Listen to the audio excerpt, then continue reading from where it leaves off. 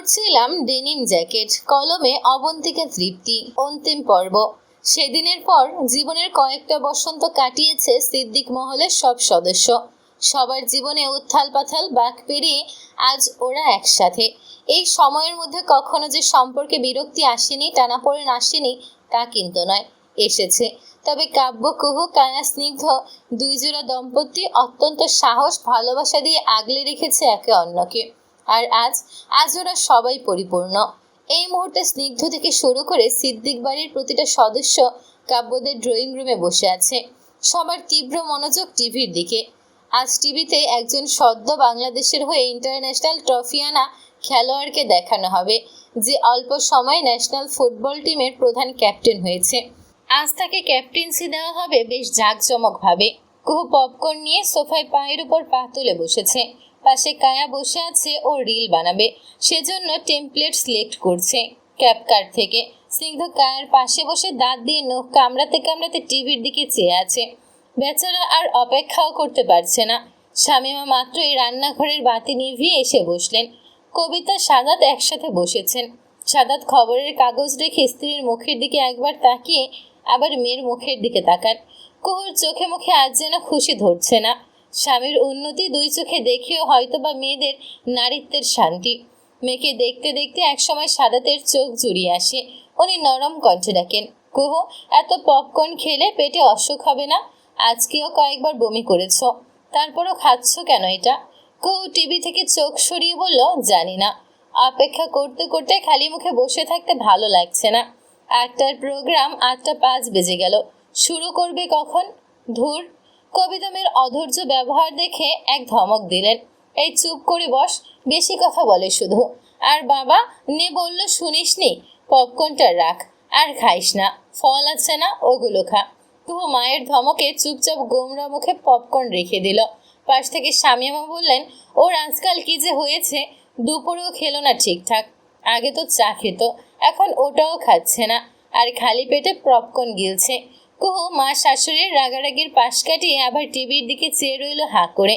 কায়া পাশ থেকে হঠাৎ কি মনে করে কুহুর কানের কাছে বিড়বিড় করে বলল, কুহুপো, তুমি কি বাই চান্স প্রেগনেন্ট? কুহু এ যাত্রায় মহা বিরক্ত হয়ে তাকালো কায়ের দিকে। কায়া নিজেও থতমত ভঙ্গিতে তাকালো কুহুর দিকে। কুহু চূড়ান্ত বিরক্ত হয়ে বলে, সিরিয়াসলি এখন এসব বলার সময়? চুপ করে বসে থাক, খালি আছে উল্টো চিন্তায়, ফাজিল। কুহুর এক ধমকে কায়ের রীতিমতো চুপসে গেল। বাকিটাক্ষণ কুহুকে আর বিরক্ত করলো না। আলগোছে চুপ করে স্নিগ্ধের গায়ের সাথে মিশে এসে বসলো। ও কি মন্দ বলেছে কিছু? ভালো কথাই তো বলেছে। খাওয়ার রুচি নেই, বমি হয়, এসব তো ওটারই লক্ষণ। শুধু শুধু কুহুপু বকলো ওকে। প্রোগ্রাম শুরু হয়েছে।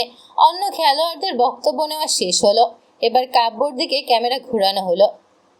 কাব্য দাঁড়িয়ে আছে, পেছনে হরেক রকম ব্র্যান্ডের প্রমোশনাল ড্যাশবোর্ড। কাব্য সেটার সামনে মাথা নিচু করে দাঁড়িয়ে আছে। পাশে মেয়ে উপস্থাপিকা মাইক হাতে উচ্ছল কণ্ঠে বললেন, কাব্য, বাংলাদেশ ন্যাশনাল টিমের ক্যাপ্টেন্সি পেয়ে কেমন বোধ করছেন? যদি দর্শকদের একটু নিজের অনুভূতি সম্পর্কে বলতেন। কাব্য মাইক হাতে নিয়ে একবারও মেয়েটার দিকে তাকালো না। ওভাবেই মাথা নিচু করে বলা শুরু করলো, really it's a great achievement for me. আমার মনে হয় আমার দায়িত্ব বেড়েছে আরও। বাংলাদেশকে রিপ্রেজেন্ট করার জন্য আরও পরিশ্রম, হার্ডওয়ার্ক করতে হবে। এটা যতটা না খুশি, তার থেকেও অনেক বেশি রেসপন্সিবিলিটির কাজ। অ্যান্ড আমি চেষ্টা করব নিজের বেস্টটা দেওয়ার। মেয়ে উপস্থাপিকা ওয়েস্টার্ন ড্রেস পরা ছিল দেখে কুহুর শুরুতে বড্ড কেমন কেমন লাগছিল, কিন্তু কাব্য একবারের জন্য ওই উপস্থাপকের দিকে তাকায়নি দেখে কুহুর হঠাৎ সব ভালো লাগতে শুরু করে। ইচ্ছে করছিল কাব্যকে ছুটে গিয়ে জড়িয়ে ধরতে। এত ভালো কেন ওর স্বামী কাব্য, এত লয়াল ওর প্রতি? উপস্থাপিকা আবার প্রশ্ন করেন, দ্যাটস গ্রেট। আমরাও আপনার থেকে চমৎকার সব পারফরমেন্স আশা করছি। এবার কিছু ব্যক্তিগত প্রশ্ন করি, যদি কিছু মনে না করেন। কাব্য মাথাটা নিচু করে হাসলো সির্ফ। উপস্থাপিকা আশ্বাস পেয়ে প্রশ্ন করেন, আপনার ম্যারিড লাইফ কেমন যাচ্ছে? স্ত্রী নিশ্চয়ই এই প্রোগ্রাম দেখছেন, কি মনে হয় তিনি কেমন বোধ করছেন? কাব্য লাজুক হাসলো মাথাটা নিচু করে। শামিমা থেকে শুরু করে বড়রা নিজেরাও লজ্জা পেয়ে হাসলেন। কাব্য ওভাবেই বলে, শি উইল বি হ্যাপি। বাসায় গেলে বুঝতে পারবো যে হ্যাপির মাত্রা কতটা ছিল। ওসব আমাদের বেডরুম অবধি থাকুক। উপস্থাপিকা হাসলেন পাল্টা। খুব স্বস্তি পেল। চোরা চোখে একবার বাবা মায়ের দিকে চেয়ে আবার মুখ অন্যদিকে ঘুরিয়ে ফেলল। উপস্থাপিকা আবার প্রশ্ন করেন, আপনি নিজেকে প্রেমিক হিসেবে কত দিবেন? কাব্য আবার মাথাটা নামিয়ে হাসল। মাইক হাতে আবার জবাব দিল, প্রেমিক হিসেবে 0, কিন্তু হাজবেন্ড হিসেবে আই গেস 100। উপস্থাপিকা এবার আগ্রহ দেখালেন, প্রেমিক হিসেবে 0 কেন? কাব্য জবাব দিল, প্রেমিক হিসেবে আমি লুজার ছিলাম অনেক, হাজবেন্ড হিসেবে আমি একটা মেয়ের জন্য অনেক বেহায়া হয়েছি। আজ যে আমার স্ত্রী, সে আমার জীবনের সবচেয়ে ফার্স্ট ট্রফি, যে ট্রফি আমি চূড়ান্ত কষ্ট করে জিতেছি। আপনাদের কি লাভ ম্যারেজ? উপস্থাপিকা জানতে চাইলেন। কাব্য হাসল, মাথাটা নামিয়ে জবাব দিল, অমনি কিছু একটা। আমার স্ত্রী আমার কাজিন ছিল। কে আগে ভালোবেসেছে? উপস্থাপিকা আবার জিজ্ঞেস করলেন। কাব্য এবার ঠিক সোজা ক্যামেরার দিকে তাকালো। ও জানে কুহ এখন টিভির সামনেই বসে আছে, আর বসে ঠিক ওকেই দেখে যাচ্ছে। কাব্য সামান্য হেসে কুহুর উদ্দেশ্যেই জবাবটা ছুড়ল, she feel first, but I feel harder. উপস্থাপিকা হেসে বললেন, শুভকামনা রইল আপনাদের দাম্পত্য জীবনের জন্য কাব্য, ভালো থাকবেন, আর আমাদের ফুটবল টিমকে পুরো ওয়ার্ল্ড ওয়াইড রিপ্রেজেন্ট করবেন আশা রাখছি। কাব্য মাথাটা নামিয়ে ছোট করে বলল, ধন্যবাদ। প্রোগ্রাম শেষ হয়ে গেল। টিভি অফ করে সবাই এবার হাঁ করে কুহুর দিকে তাকিয়ে আছে। কাব্যের এক একটা কথা কারোরই মাথায় ঠিকঠাক ঢোকেনি। সবাই সন্দেহের চোখে কুহুর দিকে তাকাতেই কুহু থতমত খেয়ে গেল। কোনো রকমের সোফা থেকে উঠে দাঁড়িয়ে বলল, আমার না আসলে পড়া আছে, আমি যাই। হ্যাঁ, ওকে, বাই। কুহু এক দৌড়ে পপকর্ন নিয়ে নিজের রুমে ঢুকে দরজা আটকে দিল। ও যেতেই কায়ার দিকে সবাই প্রশ্নবদ্ধ চোখে তাকাতেই কায়া আমতা আমতা করে বলল, আমি আমি সবার জন্য চা নিয়ে আসি। হ্যাঁ। কায়া রান্নাঘরে ছুটল। স্নিগ্ধের দিকে তাকাতেই স্নিগ্ধ দ্রুত উঠে দাঁড়ালো। সোফাতে কিছু একটা খুঁজতে খুঁজতে বলল, চার্জার, আমি আমার চার্জারটা পাচ্ছি না, কই যে রাখলাম? রুমে মেবি, খুঁজে আসি আমি, বাই। স্নিগ্ধ নিজের রুমে ঢুকে গেল। বাকিরা ওদের এসব টানা হিস্ট্রা দেখে ছোট একটা শ্বাস ফেললেন। অথচ ওদের মধ্যে কবিতা বড্ড আমোদে আছেন, কারণ কারণ উনি সব জানেন শুরু থেকে এখন অবধি। মেয়েটার চোখের সামনে তার ওই নাকের নিচে প্রেমে পড়বে, ভালোবাসবে, ভাঙবে, আর উনি জানবেন না? হয় নাকি তা? একটা মাত্র মেয়ে, পুতুলের মতো উনি সবটা সময় চোখে চোখে রেখেছেন। কবিতা সব জানেন, সব। মনে মনে কুহুর প্রতি মন থেকে দোয়া আসলো কবিতার। সব পেরিয়ে মেয়েটা আজ সুখী, স্বামী সংসার নিয়ে আনন্দে আছে। এর বেশি আর কি চাওয়ার থাকতে পারে কবিতার? রাতটা বেড়েছে, সবাই খেয়ে দিয়ে নিজেদের রুমে ঘুমাতে গেছে, শুধু কুহুই জেগে আছে। কাব্য আসেনি এখনো। কাব্য না এলে কুহুর গলা দিয়ে খাবার নামে না, তাই যত রাতেই হোক দুজন একসাথে খেতে বসে দিন শেষে। কুহু নিজের রুমে বসে আছে, হাতে ফোন। ফোনটা কিছুদিন আগে কাব্য স্যালারি পেয়ে কিনে দিয়েছিল, আইফোন লেটেস্ট মডেল, তাও নিজের স্যালারির প্রথম ইনকামের টাকায়। কুহুর আজকাল কাব্যের সাথে বাইরে বেরোতে খুব ভালো লাগে। কাব্যর সাথে থাকলেই সবাই কুহুকে হিংসার নজরে দেখে। কুহু তো বোকা না, বুঝেও। সেলিব্রিটি কাব্যের বউও। ইস, কুহুর দুহাতে মুখ ঝেঁকে লজ্জা পেয়ে হাসে। কুহু এই মুহূর্তে বসে বসে ইনস্টাতে ভিডিও এডিট করছে। আজকে কাব্যর ইন্টারভিউ অনেক ভাইরাল হয়েছে ইয়াং জেনারেশনের মধ্যে। সবাই কাব্য আর কুহুর ছবি দিয়ে রোমান্টিক এডিট বানাচ্ছে। ক্যাপশন, নানা রোমাঞ্চকর ভালোবাসার নাম দেওয়া। একটা দারুণ ব্যাপার হচ্ছে। কাব্য কখনো কোনোদিন মিডিয়ার সামনে কুহুকে লুকিয়ে রাখেনি। শুরু থেকেই নিজের আইডিতে কাব্য কুহুর সাথে নিজের কাপল ছবি পোস্ট করত। সেলিব্রিটি হওয়ার পরও সেটার এক চুলো নড়চড় হয়নি। এখনো কাব্য কুহুর সাথে কাপল ছবি আপলোড দেয়। কাব্যর আইডিতে কুহুর আইডি ম্যারেড স্ট্যাটাস দিয়ে অ্যাড করা এখনো। কাব্য নিজেও চায় কুহুকে সবাই ওর স্ত্রী হিসেবে চিনুক। কুহুর এই ব্যাপারটা বড্ড ভালো লাগে। কাব্য এত কিছুর পরেও এক চুলো পরিবর্তন হয়নি। এখনো কুহুকে একটা পুতুলের মতো আগলে রাখে। কুহু সমস্ত কথা এক বাক্যে শোনে। এত ব্যস্ততার মধ্যেও যখনই সময় পায় সবটুকু সময় কুহুকেও দেয়। কুহু এক জীবনে আর কি পাওয়ার ছিল? কিছু না, কিচ্ছু না, সির্ফ এটুকুই। কুহু এডিট দেখছিল বসে বসে।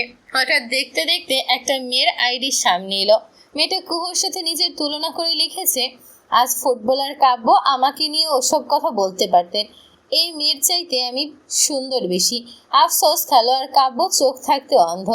কুহুর এই ক্যাপশন পড়ে মাথাটা গরম হয়ে গেল রীতিমতো। এই মেয়ে সুন্দর, অন্যের বরের দিকে নজর দেওয়া ফালতু ফাত্তা মেয়ে কোথাকার। কুহু ফোনটা বিছানার উপর ফেলে ফুঁসতে লাগলো।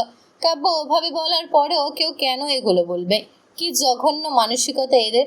কাব্য রুমে এলো খানিক পর, ঘেমে একাকার পুরো। কুহুকে রুমে দেখে ক্লান্ত কণ্ঠে বলল, সরি, দেরি হয়ে গেল অনেক। খেয়েছিস তুই?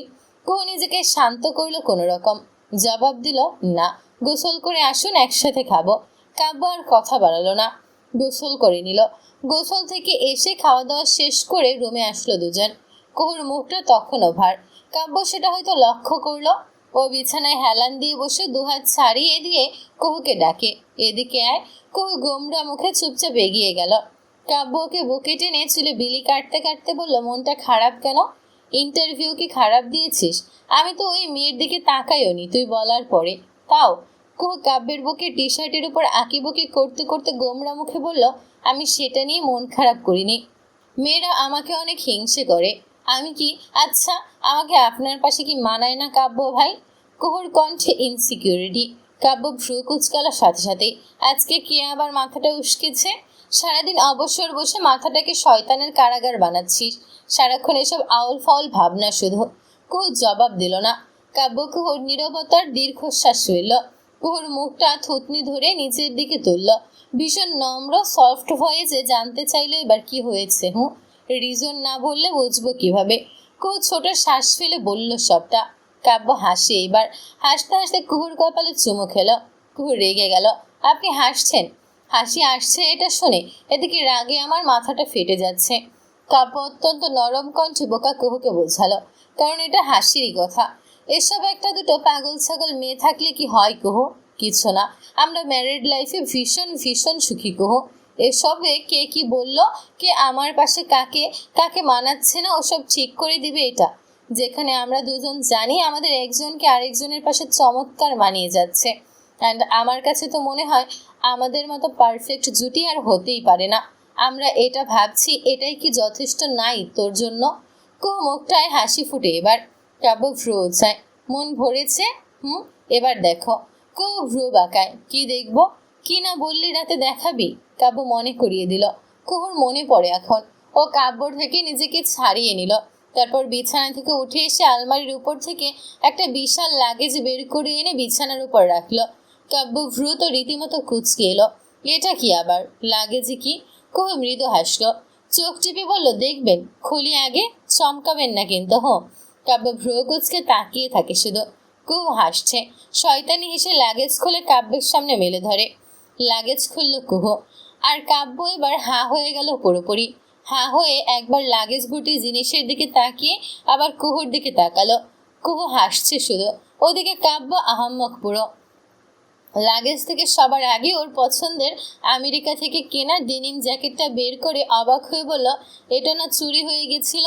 তোর কাছে কি করে এলো? কুহু হাসি শুধু। কাব্য এবার পাশ থেকে একটা ব্লু শার্ট বের করে, ইয়া খোদা, আমার ফেভারিট শার্ট, কত খুঁজলাম, তোর কাছে কি করে এটা? কাব্য একের পর এক জিনিস বের করছে। একটা কিউব বের করে বললে, এটা এটা তো নানু দিয়েছিল আমাকে, আমি অবসেসড ছিলাম এটাতে। এটা এটা এই লাগেজে কি করে? কাব্য একটার পর একটা দেখছে। কেউ পাশে বসে শুধু কাব্যের রিয়াকশন দেখে যাচ্ছে। ওর বড্ড মজা লাগছে কাব্যের এমন হতভম্ব হতে দেখে। কাব্য হঠাৎ একটা পারফিউম বোতল পেল। ইয়া আল্লাহ, আমার 15,000 টাকার পারফিউম! এটাও আমার! এসব এই লাগেজে কেন? তোর কাছেই বা এলো কি করে? কেউ পাশ থেকে এবার উত্তর দিল, এসব চুরি করা হয়েছে, চোর হচ্ছেন মিসেস কাব্য। মিসেস মানে? এটা তুই? আমার এসব তুই চুরি করেছিস? কাব্যের হা হয়ে যায় একদমই এই যাত্রায়। কেউ হাসতে হাসতে কাব্যের গায়ের উপর পড়ে গেল এবার। কাব্য পরপর ওকে ধরে ফেলে। বেচারার হজম হচ্ছে না এইসব। হা হয়ে কুহুকে দেখে যাচ্ছে শুধু। কুহু এবার কাব্যের ডেনিম জ্যাকেটটা নিয়ে শাড়ির উপরেই নিজের গায়ে পরে নিল।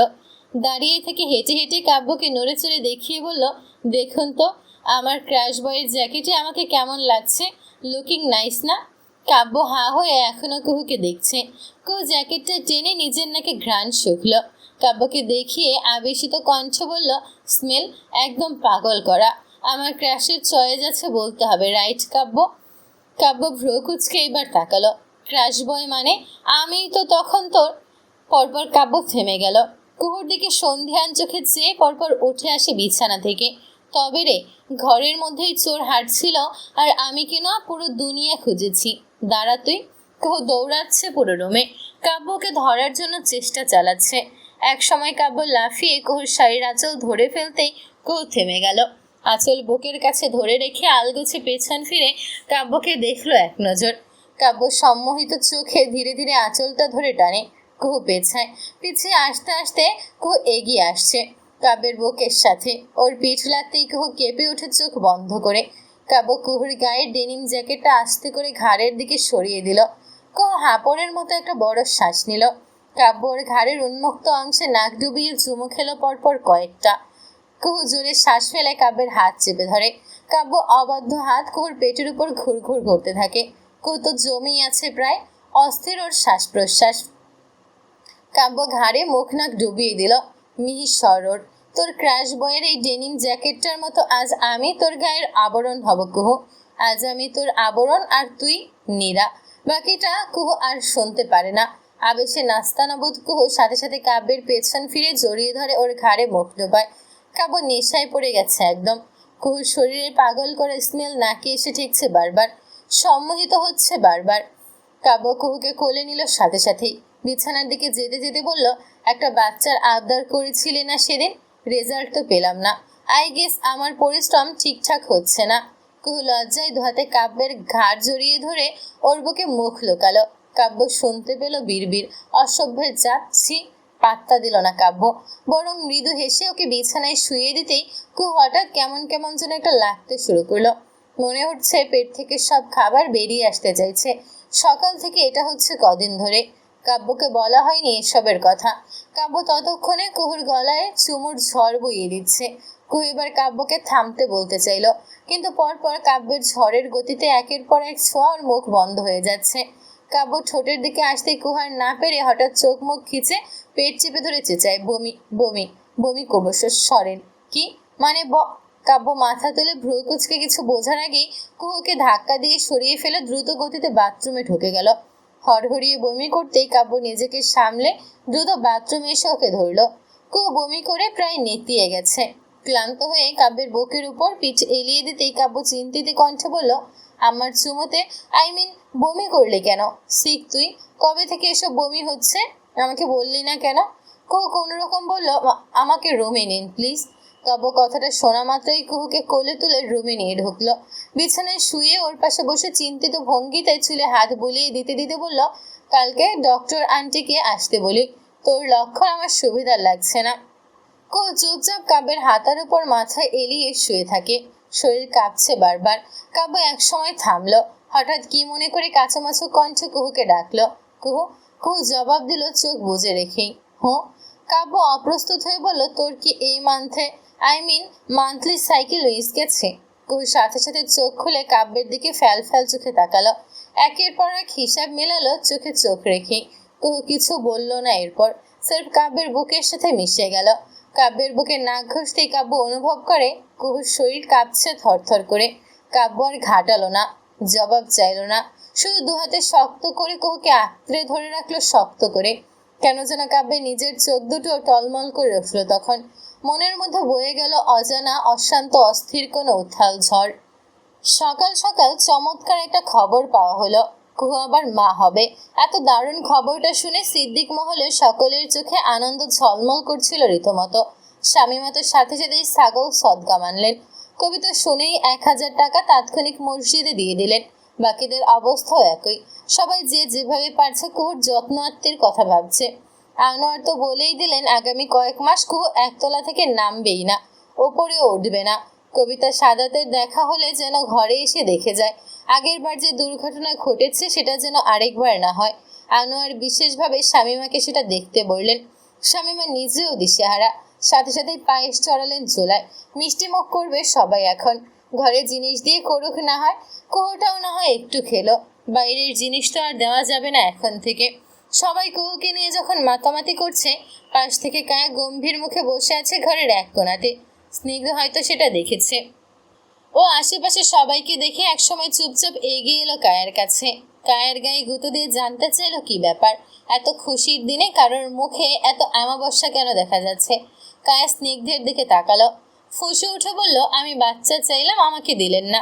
কুহুপুর বেবি হচ্ছে, আমার কি মন চায় না বেবি নিতে? স্নিগ্ধ আশ্চর্য হলো। ঘরের সবাইকে একবার দেখে নিয়ে পরপর কায়াকে সবার অলক্ষ্যে টেনে নিয়ে গেল নিজের রুমে। দরজাটা আটকে কায়ের দিকে ফিরল। গম্ভীর স্বরে বলল, তুই বেবি নিবি? হ্যাঁ। এই বয়স কত তোর? তুই নিজেই তো বাচ্চা। কায়া ফসে ওঠে, আমি আমি মোটেও বাচ্চা না, বয়স হয়েছে আমার। কতবার বললাম একটা বেবি নেই। আপনি এত ঘাড়তারা কেন স্নিগ্ধ? স্নিগ্ধ চুপচাপ ওর মুখের দিকে তাকিয়ে থাকে। পরপর গম্ভীর স্বরে বলল, বেবি নিব বলেছি তো, তোর অনার্সটা শেষ হোক, নিয়ে নেব তখন। কবর তো অনার্স শেষ হলো না, ও নিল তো। কায়া এ কথা বলতেই স্নিগ্ধর ইচ্ছে হলো নিজেই নিজের চুল ছিঁড়তে। ও নিজেকে কোনো রকমের শান্ত করে জবাব দিল, কারণ ভাই ভাবির পরিস্থিতি আলাদা। আমার যতদূর ধারণা, একবার বেবি নষ্ট হয় ভাবি খুব ফোর্স করাতেই ভাইয়া এবার বেবিটা নিয়েছে। ওদের সিচুয়েশন একরকম, তোর আর আমার তো একটা না। তাহলে তোর আবার কিসের মন ভাঙা? সময় হলে এমনি আসবে বেবি। স্নিগ্ধ কথাটা বলে শার্ট খোলার চেষ্টা করতে কায়ের সাথে সাথে চোখ মুখ কুচকে বলে, এই শার্ট খুলতেছো কেন এখন? বাইরে মানুষ আছে কিন্তু। নির্লজ্জতা এখন না। স্নিগ্ধ চূড়ান্ত হতাশ। শার্টের বোতাম থেকে হাত সরিয়ে কায়ার দিকে বাঁকা নজরে চেয়ে বলল, ঘামছি তাই খুলতেছি। তুই হয়নি হয়ে যাইতেছিস কেন? রাতে তো কাছে আসলেই চেঁচাস, তখন এসব ডার্টি মাইন্ড কই থাকে তোর? ফাজিল কোথাকার। কায়া লজ্জা পেয়ে গেল এবার। ইস, আগে আগে এসব ভেবে নিয়েছে এতটা ডার্ক মাইন্ড ওর। ও কোনো রকমের সরি বলে স্নিগ্ধকে পাশ কাটিয়ে চলে যাবে। পাশ থেকে স্নিগ্ধ হাত চেপে আটকে দিল ওকে। পরপর কায়া কিছু বোঝার আগেই কায়াকে টেনে এনে দরজার সাথে মিশিয়ে নিয়ে দুহাতে ওকে আটকে দিল। কায়া হঠাৎ করে এমনটা করায় সম্ভবত চমকে উঠেছে। কোনো রকমে স্নিগ্ধের দিকে চেয়ে কিছু বলবে, তার আগে স্নিগ্ধ কায়ের হাতটা নিয়ে ওর শার্টের বোতামে রাখলো। লোভ হয় যে ফিসফিসালো, স্বামীর সামনে মাইন্ড ডার্টি হওয়াটা ভালো লক্ষণ। নাও আনবার্টন মাই শার্ট ডার্লিং। কায়ার বুক কাঁপছে, অস্বাভাবিকভাবে শ্বাস প্রশ্বাস চলছে। ও বাধা দিল না কেন যেন। চুপচাপ মাথাটা নিচু করে স্নিগ্ধর শার্টের সবগুলো বোতাম খুলে দিতেই স্নিগ্ধর শার্ট ছুঁড়ে ফেললো ওপাশে মেঝেতে। কায়া স্নিগ্ধের ম্যানলি বডি শেপ দেখে শুকনো ঢোক গিলে একটা। পরপর চোখ দুটো টেনে সরিয়ে নিল লজ্জায়। স্নিগ্ধর সফট কণ্ঠ শোনা যায়, কায়া জান। কায়া জবাব দিতে পারে না, সির্ফ শ্বাস ফেলে মাটির দিকে চোখ রেখে স্নিগ্ধ কায়ের গালে হাতটা রাখলো আলতো করে। লোভ হয় যে শোনালো, দিনের বেলাতেও হয়নি হলে দোষ নেই। আই গেস বিবাহিতদের কিস করতে খুব সম্ভবত কেউ বাধা টাধা দিবে না, কি বলিস? কায়া কেঁপে ওঠে। কোনো রকমে বলতে চাইলো এখন না, বাকিটা বলতে আর পারল না। স্নিগ্ধ রীতিমতো হামলে পড়ল কায়ার মিষ্টি অধরে। কায়া বেচারি আচমকা এমন হামলায় থরথরিয়ে কেঁপে দরজার সাথে মিশে যেতেই স্নিগ্ধ ওর কোমর টেনে ওকে নিজের সাথে মিশিয়ে নিল। কায়ের সর্বাঙ্গ কাঁপছে।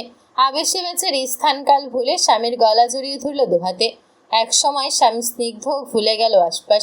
সেদিন সূর্য আকাশেই ছিল, অথচ দিনের বেলায় রাত নেমে এলো স্নিগ্ধের পুরুষ মনে। ও কায়াকে ছেড়ে অশান্ত অস্থির শ্বাস ফেলতে ফেলতে কায়াকে কোলে তুলে বিছানায় ছুঁড়ে ফেললো এক প্রকার। বাকিটা কায়ার গাইগুই আর একদমই শুনল না এই পাষণ্ড পুরুষ। দিন বাড়ি যায় চড়ে পাখির ডানায়, যদি না হয় কথা জমে নীরবতা। তুমি চোখে রেখে চোখ, চোখে চোখে কথা হোক। যেতে পথে আজ এটুকু বলি। কায়ার নতুন কেনা সাউন্ড বক্স থেকে গুনগুন করে গানের গলা ভাসছে। সংসারে পা দেওয়ার পর কেটেছে কটা বছর। কাব্যকুমার বাচ্চার সবে 4 বছরে পা দিয়েছে, হাঁটতে শিখেছে। তুর তুর করে পুরোটা বাড়ি হেঁটে বেড়ায় ওদের ছোট্ট বাচ্চাটা। নামও তার বেশ সুন্দর। কথা কথা আবার ভীষণ কথা বলতে পছন্দ করে। বাড়ির সবাইকে নাকানি চুবানি খাওয়ায় রীতিমতো কথা দিয়ে। আর কাব্যকুহ আদর করে রাখে ওকে তুতুন। নাদোষ নুদোষ মেয়েটা আজকাল পুরোটা সিদ্দিক বাড়ির সবার প্রাণ। নানা নানু থেকে শুরু করে কারো আদর পাওয়া বাকি নেই ওর আর। তাই মাঝে মধ্যে কুহ বড্ড রাগ দেখায়। ওর মতে এই বাদর বাচ্চাল মেয়েটাকে আদর করে করে বাড়ির সবাই মাথায় ওঠাচ্ছে, অথচ কুহ এই রাগ কাব্য কেন কেউই পাত্তা অব্দি দিচ্ছে না। কুহ কাব্য আজ ঘুরতে বেরোবে। খুব সুন্দর একটা জামদানি শাড়ি পরেছে, সফট পিঙ্ক রঙের। আয়নার সামনে রেডি হচ্ছে। মেকআপ বলতে কাজল আর লিপস্টিক দিয়েছে। আয়নার সামনে দাঁড়িয়ে সাজছে। পাশ থেকে কথা ওর ছোট ছোট গোলগাল হাত দিয়ে লিপস্টিক টেনে এনে সেটার ক্যাপ খোলার চেষ্টা চালিয়ে যাচ্ছে কখন থেকে। ভেবেছিল বাচ্চা মেয়ে, ক্যাপ খুলতে টুলতে পারবে না। তবে মেয়ে তো কাব্যের দারুণ চালাক, ঠিক খুলে ফেললো এক সময়। ঠোঁটে বৃষ্টি করে লেপটে লাগালোর পর কুহুকে ডাকে, ও আম্মু দেখো দেখো আমি মেকআপ করেছি, দেখো না গো। কুহু শাড়ির আঁচলে টান পড়তেই ও কাজল রেখে মেয়ের দিকে ফিরে তাকালো। মেয়ের ঠোঁটের অবস্থা তখন 12টা।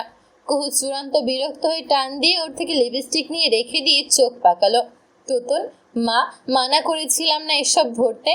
কত কেমিক্যাল থাকে এসবে জানো? কেন ধরলে? আর এভাবে ঠোঁটে লাগিয়েছো, লেপটে গেছে না? কথা লেপটে গেছে শুনে বাচ্চা বাচ্চা পায়ে উকি দিয়ে উঁচিয়ে আয়না দেখার চেষ্টা করে। ওমা, লেপটে গেছে? আমাকে কি বাজে দেখাচ্ছে! ইস! কথা আয়নাতে নিজের মুখ দেখে ঠোঁট উল্টে ফেললো। ইয়াক, মুছে দাও না আম্মু, বাজে দেখাচ্ছে। ভূত! মেয়ের ঠোঁট উল্টানো দেখে হেসে উঠলো শব্দ করে। মেয়েকে টেনে এনে ফট করে কোলে তুলে ঠোঁটের উপর মিষ্টি এক চুমো খেলো। আহ্লাদ দেখিয়ে বলল, না আম্মু, আমার মেয়েটাকে আদর আদর দেখাচ্ছে, মোটেও বৃষ্টি দেখাচ্ছে না। আমার আম্মুটাকে দাও, আম্মু টিস্যু দিয়ে মুছে দিচ্ছি। টিস্যু এনে সুন্দর করে ঠোঁটের এক পাশে মুছে দিল। পরে একটা লিপ গ্লস এনে কথার ঠোঁটে লাগিয়ে দিতে দিতে বলল, বাবা তোমাকে এতগুলো লিপ গ্লস এনে দিয়েছে না, বলো এগুলো না দিয়ে এসব দেবে কেন? আর এগুলো লিপস্টিক দেবে না, সাজতে চাইলে লিপ গ্লস দেবে। আম্মু। কথা মায়ের ঘাড়ে মুখ ডুবিয়ে শাড়ির আঁচল খুঁচিয়ে খুঁচিয়ে জবাব দিল, আচ্ছা গুড গার্ল, এখন নামো, আম্মু মেকআপ শেষ করি। বলতেই কথা ভদ্র বাচ্চার মতো মায়ের কোল থেকে নেমে বিছানায় পা উঠিয়ে বসে। পা নাড়িয়ে নাড়িয়ে হেসে বলল, আমি দেখি আম্মু, একটু ডিস্টার্ব করবো না আমি। হাসলো। ওকে আম্মু, দেখো ধরবে না কিছু। ওকে মাদার বাংলাদেশ। কথা থামস আপ দেখিয়ে ফোকলা দাঁতে হাসলো। অবাক, বলল, এই ডাক কে শেখালো তোমাকে? বাবা। বাবা বলেছে তুমি মাদার বাংলাদেশ, আর বাবা মিস্টার বাংলাদেশ। কথা বলে কুটকুট করে হেসে ওঠে, মুখে হাত চেপে ধরে। হেসে ফেলল মেয়ের হাসি দেখে। কাব্য ওয়াশরুমে।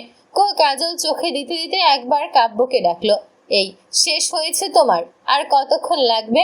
কাব্য জবাব দিল না।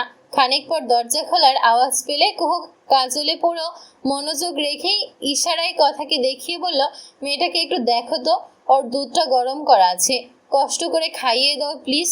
বলা বাহুল্য, আপনি ডাক অনেক আগেই তুমিতে নেমে এসেছে। তার কারণ মেয়ে হওয়ার পরে কুহুর মধ্যে পুরো আগাগোড়া গিন্নি ভাব এসেছে। রোজ বাসায় শাড়ি পরে মেয়েকে নিয়ে মেতে থাকে, রান্নাও করে, নিয়ম করে স্বামীকে সময় দিচ্ছে।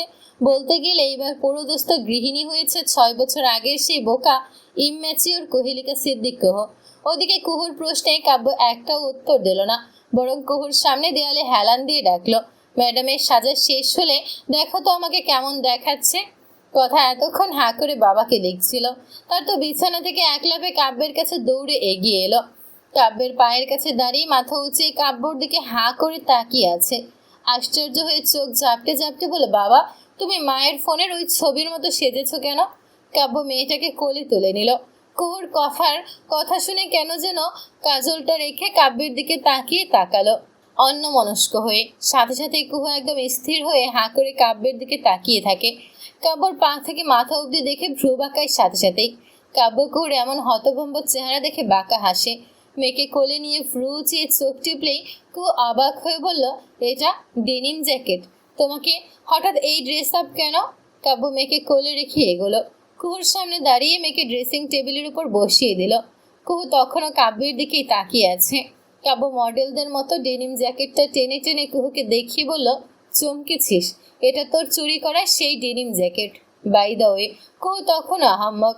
পাশ থেকে কথা আবারও আশ্চর্য কণ্ঠ বলে, আম্মু বাবার এমন একটা ছবি তোমার মোবাইলে আছে না? বলো না আম্মু, দেখো বাবা আজ দাঁড়িয়েও ছবির মতো করেছে। বাবাকে দেখে বা আজ ছোট বাবা লাগছে দেখতে। তিতলি কুটকুট করে হেসে ওঠে। কুহু লজ্জা পেয়ে গেল এবার। মিনমিন করে কাব্যকে বলল, পাগল একটা, বুড়ো বয়সে ভীমরতি, এই ড্রেস আপে আমাকে এখন পাগল করার কি ছিল? কাব্য ভ্রু চলো। মেয়ের অগোচরে কুহুর কোমরের পাশটায় চিমটি কাটতে কুহু ফসে উঠে ওর দিকে তাকালো। কাব্য ওই চোখ পাকানোকে 2 আনার পাত্তা না দিয়ে বরং ফিসফিস করে বলল, ভাবলাম মেয়ে হবার পর হয়তো তোর আকর্ষণ কমেছে, আজকাল তো টাইম দিস না আমাকে, তাই একটু মাথা ঘোরালাম ম্যাডামের। কাব্য কথাটা বলে কুহুর কানের কাছে এসে ফিসফিস করে, এবং আমি অত্যন্ত আশা রাখছি আজকে রাতে মেয়েটাকে আম্মুর ঘরে রেখে আসা হবে।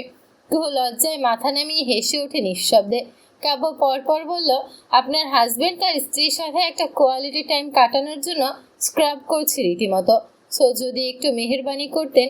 কাব্য কথাটা বলে এগোতেই কুহুকে এক ধাক্কা দিয়ে সরিয়ে দিল। কাব্য সরে গিয়ে হেসে উঠে মেয়েকে নিজের দিকে টেনে এনে কোলে তুলে নিল। কথা কাব্যের ডেনিম জ্যাকেটটা নেড়ে চেড়ে দেখছে শুধু। কুহু এক সময় কথা চমকে উঠে বলল, আম্মু তুমি কিন্তু আমার বাবাকে কমপ্লিমেন্ট করনি। কেন করনি? আমাকে তো সুন্দর জামা পরলে নাইস বলো, আদরে লাগছে বলো? আজ বাবাকে হ্যান্ডসাম লাগছে কমপ্লিমেন্ট দাওনি কেন? ভেরি ব্যাড আম্মু। খুব হা হয়ে মেয়ের পাকনামি শুনে কাব্য মেয়ের কথায় লাই দিয়ে বলে, ইয়া দেখেছিস, আমার মেয়েই একমাত্র বাপের দুঃখ বোঝে, বাকিরা তো বুড়ো বলে দিলে চোট দেয় আজকাল। কুহু চোখ বাঁকালো। মেয়ে পাশে আছে না, শুধু বেফাস কথা। কাব্য ভ্রু কুচকে তাকালো। পাশ থেকে কথা আবার বলল, আম্মু বলো না, বলো না গো। ও আম্মু। কুহু মেয়ের এমন নাছোড়বান্দা আবদারে ছোট করে শ্বাস ফেলল। কাব্য মুখ লুকিয়ে হাসছে মেয়ের অগোচারে। নিজেও মেয়ের মতো আবদার করে সফট কণ্ঠে বলল, বললেন না তো তুতুনের আম্মু। কুহু হেসে ফেলল। পরপর কি যেন হলো। ও ধীরে কাব্যের দিকে এগোলো। কাব্য কেন যেন শ্বাসটা আটকে আসে। ও অপলক স্ত্রীর মুখের দিকে তাকিয়ে থাকে। কুহু এবার মেয়েকে এক হাতে ধরে মেয়ের গালে চুমু খেলো আস্তে করে। চুমুটা কাব্যের দিকে চেয়েই খেলো। কেন যেন কাব্যের মনে হলো কুহু চুমুটা যেন কাব্যের গালেই দিচ্ছে। কুহু পরপর মেয়ের গালে চুমু খাওয়া অবস্থায় নিষ্পলক কাব্যের দিকে ওভাবেই চেয়ে থেকে আস্তে করে বলল, প্রহর শেষে আলোয় রাঙা সেদিন চৈত্র মাস, তোমার চোখে দেখেছিলাম আমার সর্বনাশ। সমাপ্ত।